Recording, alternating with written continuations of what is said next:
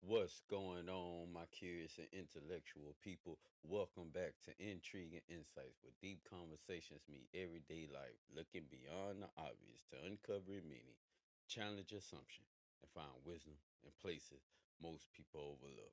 This is episode 3 of season 3 of our first phase, Survivor Mode. Now, we understand that survival mode is meant for protection just for a season, but it's up to us to turn it off, and we must do so in order to live a meaningful life by making a decision for ourselves. This means that we have to stop being reactive and start being proactive. So today we're going to cover the topic busy might be what's keeping you stuck. Society glorifies busyness as success and productivity, but it often masks avoidance, filling time to avoid difficult and deeper work. Because busyness doesn't necessarily mean faithfulness. We can be overwhelmed with work, chores, and social commitments while failing to focus on what really matters to us, such as relationship, spiritual growth, and true intentional purpose. A lot of times we can confuse motion with progress, but they're not the same. Busy work only keeps us circling without advancing. It leaves little room for creativity, strategic thinking, and meaningful progress. It's like stepping into quicksand. It keeps us stuck and buried in overloading task sheets. But why? Well, we hide for usefulness in order to avoid emptiness. That sounds toxic, doesn't it? Well, it's definitely self sabotaging and counterproductive. It is a psychological defense mechanism.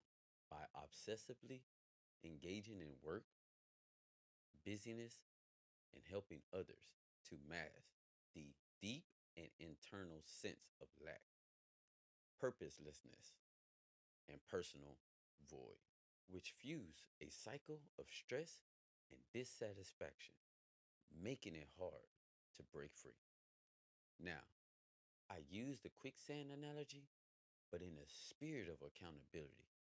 We're digging ourselves into this ditch, trying to cope life with busyness. But this leaves us feeling stuck despite effort, creating a sense of helplessness and discouragement. Productivity can anesthetize deeper questions. What we do can never supersede who we are.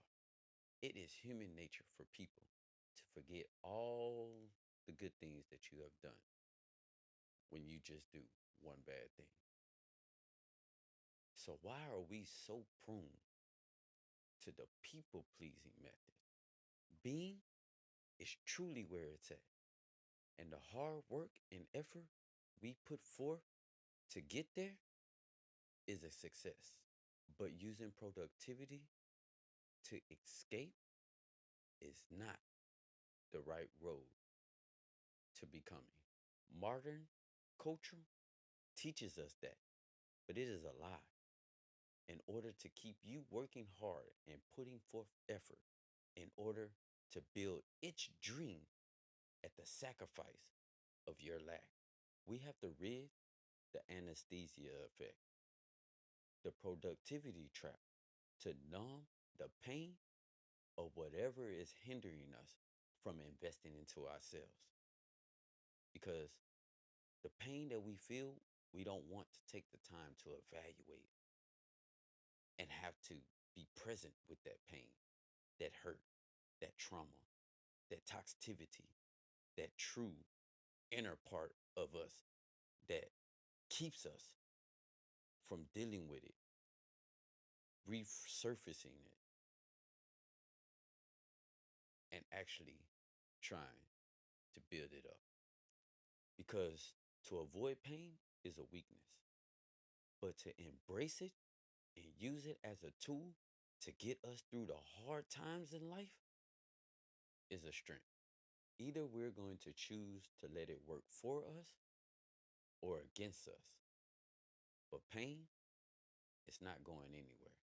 So let's take the time out to ask the hard questions that leads us to becoming a better version of ourselves.